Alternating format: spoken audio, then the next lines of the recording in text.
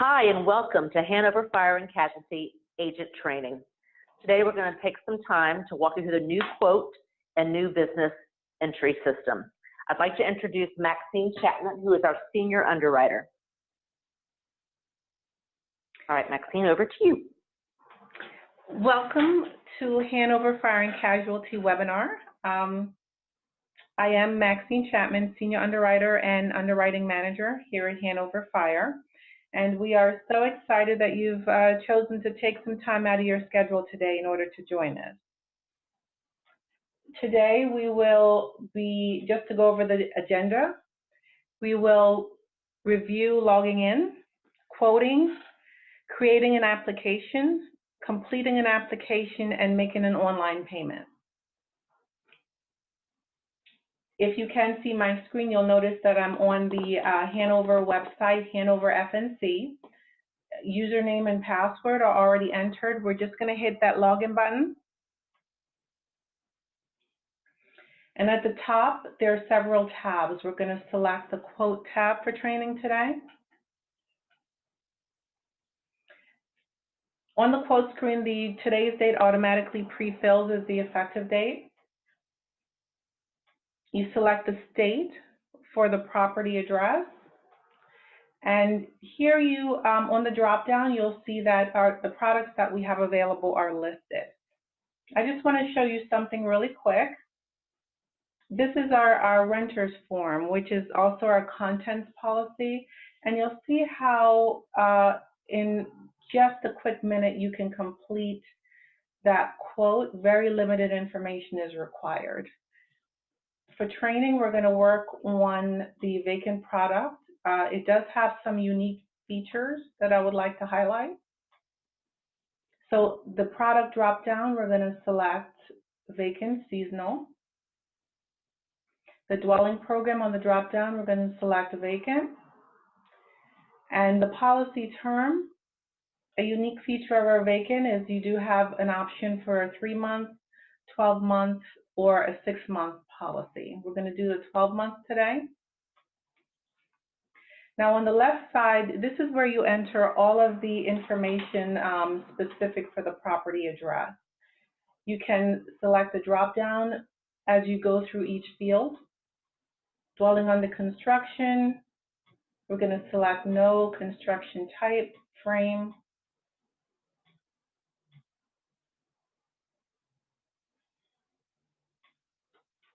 And again, we can just go through this quickly based on the property information. Now, if you happen to know the first letter of the answer that pertains to one of the drop-down, I'll just show you here, fire station with 5 road miles. If you just hit Y, it pre-fills for you, adjacent to vacant. We're going to hit N, and it automatically pre-fills. On the right-hand side, we're going to just enter the information, again, specific for the dwelling, the name, the deeded owner,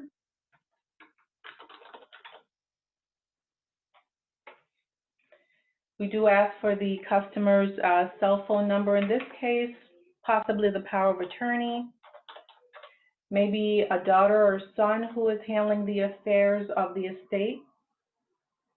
And here we enter the property address.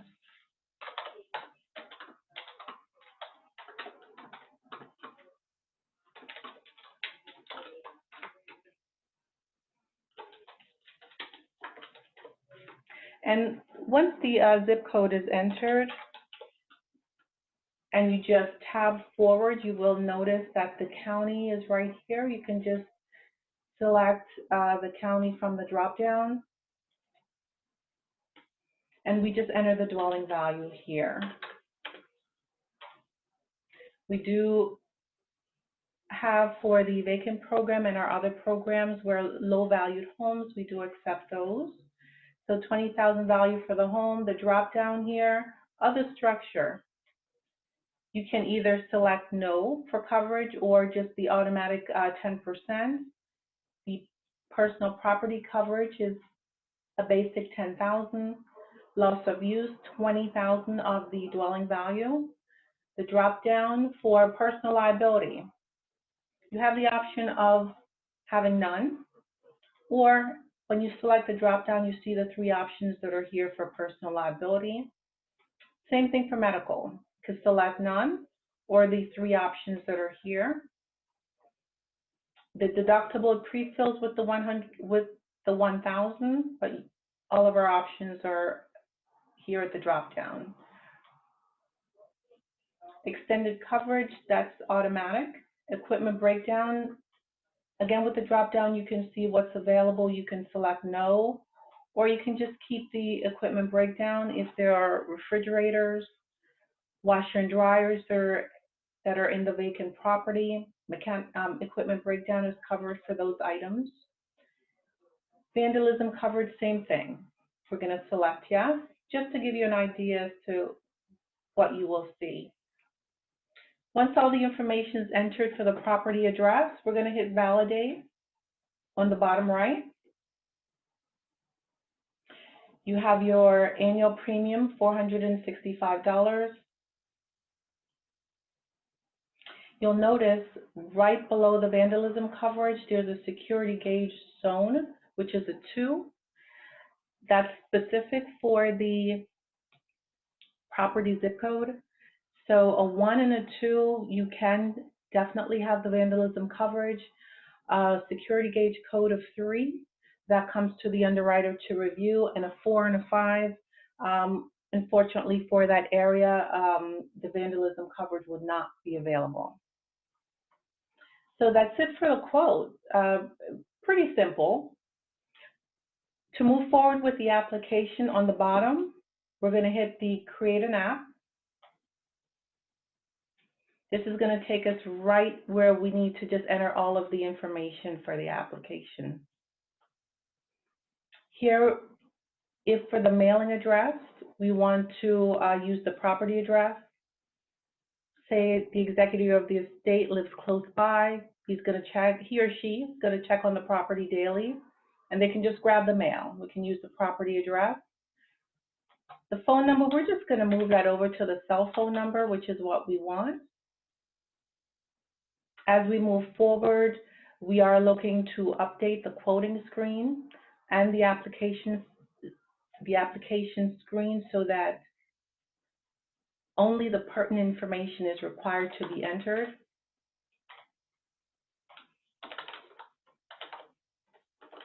And we're going to enter the email address for, again, a relative, power of attorney. As we update the entry screen, the applicant employment information is not going to be needed. On each tab, as we complete it, at the very bottom, we're going to hit that validate button. So your information is saved. On the bottom left, you'll notice a rectangular box. This tells you all of the additional items that needs to be completed. So we want the application to be completed as much as possible so we can move forward. All of the information goes to the underwriter. No additional questions are needed. And we combine as quickly as possible. The next tab that I'm on is the building tab. We're just going to enter, again, as much information as possible.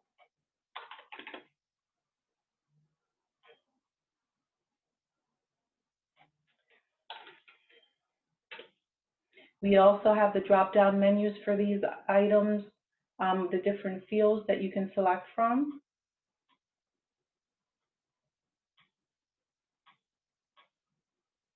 And again, we're going to complete this as much as possible.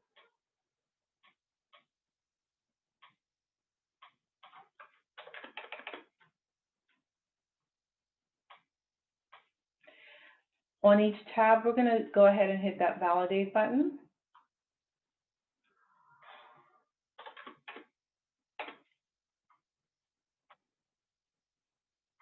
We're going to move forward to the property tab. The property address automatically pre-fills along with the county. We're going to move forward with the coverage tab. Everything pre-fills directly from the quote, Now on the screen, if there are any additional changes you need to make,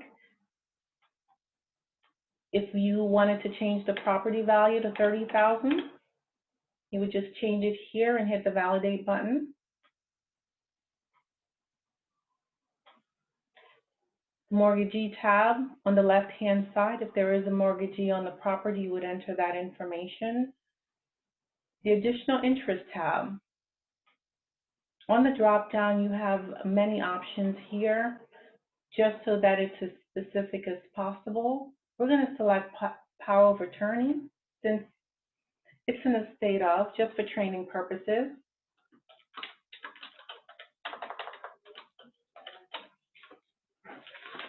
And we're going to enter the address of the power of attorney. Again, the more information we have, the better.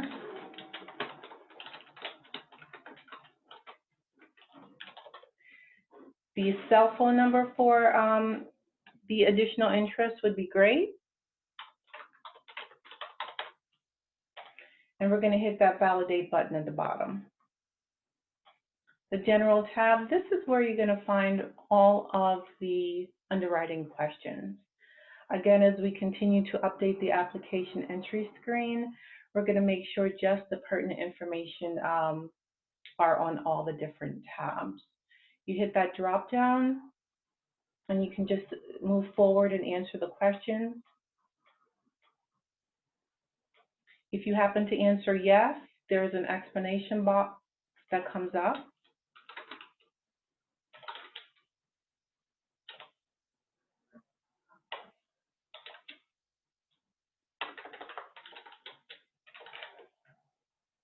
And we're just going to move forward and complete this.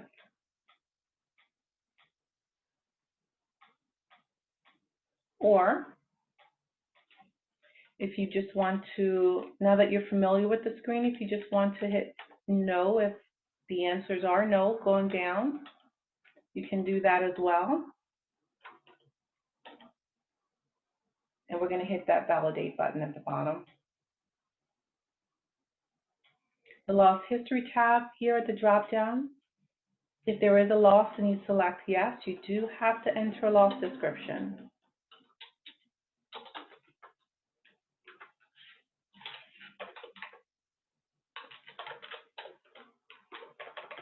And make sure you hit that add button in order to save that information. We're going to hit the validate button at the bottom. You'll notice right here in the middle, that is the loss information that has pulled up from our loss report that we do run on the property address. And the final tab, the policy history billing tab. Now, you'll notice that the items on the rectangular box on the bottom left still has some information that it's saying is not complete. We're just going to complete those items. The occupation is on the applicant tab. We're going to hit the validate button. You'll notice that disappears.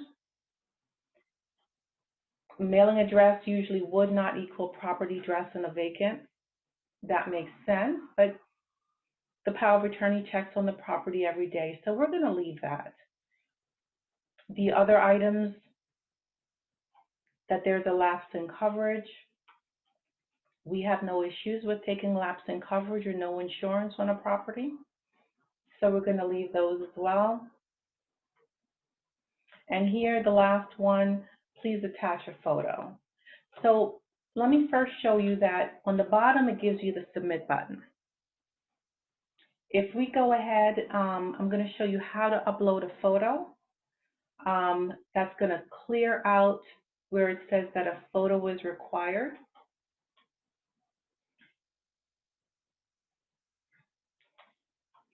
So we're going to hit Docs Fax at the bottom. The new attachment, we're going to scroll down and select Photos. And then wherever you save the photo, we're going to choose the file. So if the photo is saved on your desktop, we're going to select Desktop here. And we're just going to find a picture. pertaining to the property address. We're going to attach that. And then still in the attachment box, we're going to hit Attach File.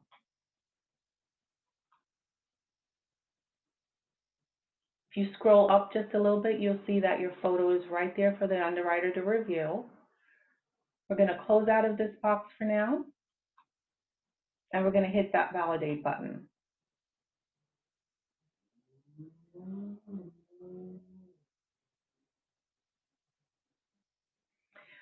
Just for training purposes, we're going to update that mailing address because I want to show you how you get the Submit button.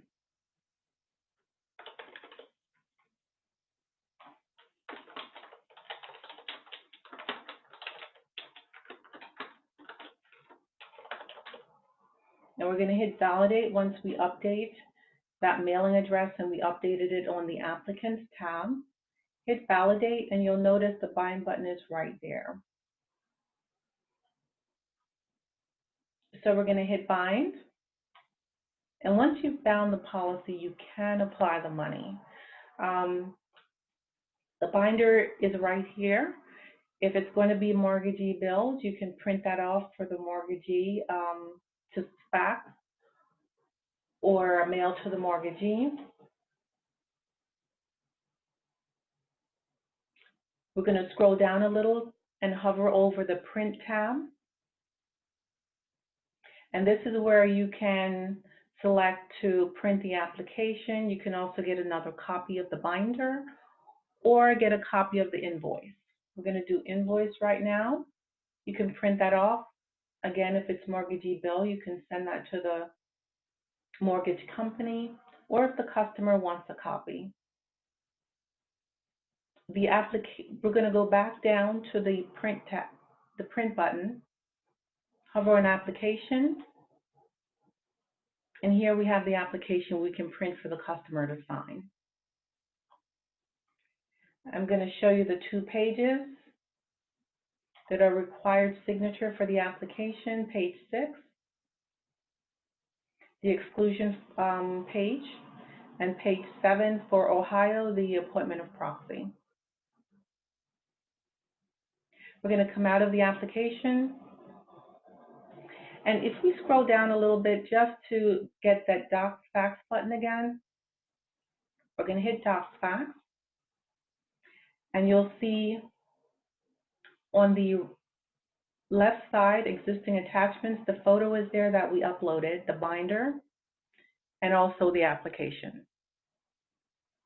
We're going to come out of this box. All the way on the top right corner, we're going to hit the Policy, History, and Billing button. And this is where you need to be in order to make an online payment.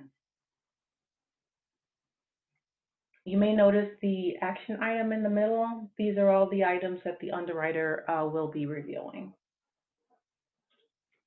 So to train on the payment screen, we're going to go into the testing site. And I've already created an application in here that we are going to use so that we can see the payment or how to pay online.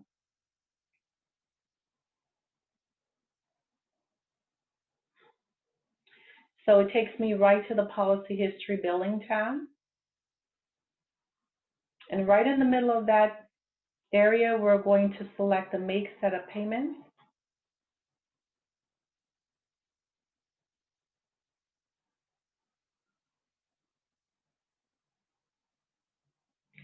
Now here you can see that right now the policy has a payment plan of 1 pay, meaning paid in full. The payment plan, if you hit that drop-down button, you see there is also an option for a 2 pay, semi-annual, or a 4 pay for quarterly payment. And we're going to do the quarterly payments right now. And this is where you enter the payment information. If we enter information from a checking account, there is no service fee, so we're going to do that option today.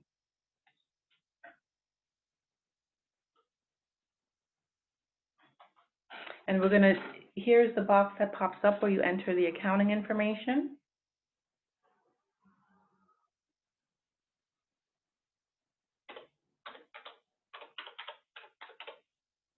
And you re-enter the accounting number again. You're going to enter a routing number.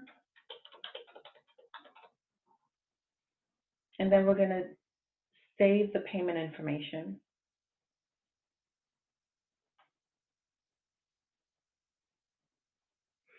And once that box goes away, you'll notice that the ACH paying with a check is now activated. If later you happen to switch that to a credit or a debit card, then you would add that information, save it, and then that would activate as well.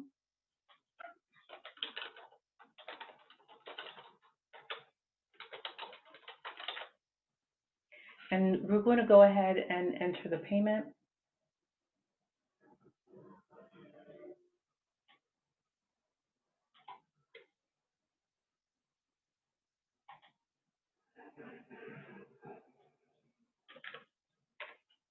When you enter the payment, you select Other for the first down payment, and you're going to enter it without any cents. We're going to hit the I agree to the terms and conditions, giving the okay for the money to come out of the account today, and then you're going to continue to confirm.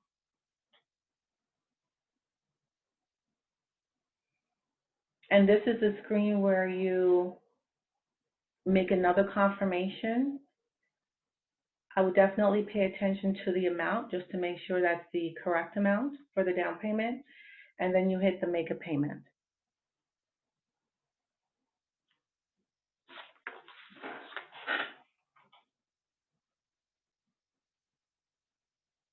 And here's the receipt. And this receipt is going to automatically go to the email address that was put on the payment screen. And that receipt will also populate in the docs fax document area that we had mentioned before.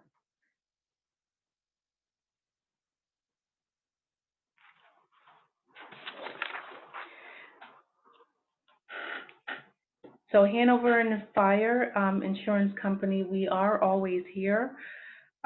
We want to do our very best to help you write more business with us.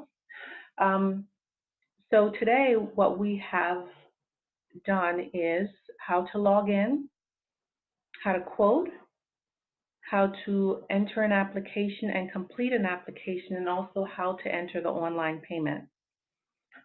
And again, we are always here to help you. Please give us a call if you have any questions at all or any concerns. Our phone number is 1-800-919-3473, or you can email me at mchapman@hanoverfire.com, all lowercase, all one word. And our owner and the CEO, Ross Miller, is also available. He's easily accessible via email or phone. You can contact us anytime for conversation, concerns, or any questions. Again, thank you so much for attending our webinar today. Have a great day.